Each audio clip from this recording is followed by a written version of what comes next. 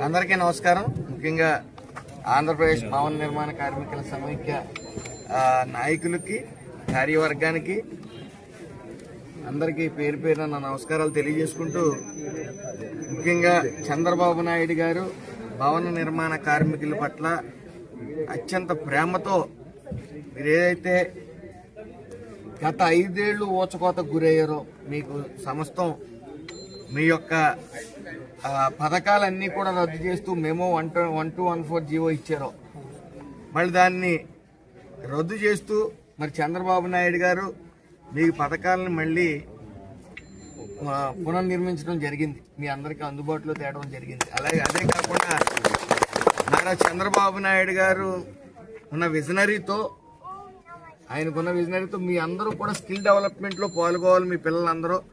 తద్వారా మీకు కొత్తగా వస్తున్న పరికరాల గురించి అవగాహన తీసుకుని వస్తూ మీ అందరూ కూడా మీ స్తోమతని, అంటే మీ ఆర్థిక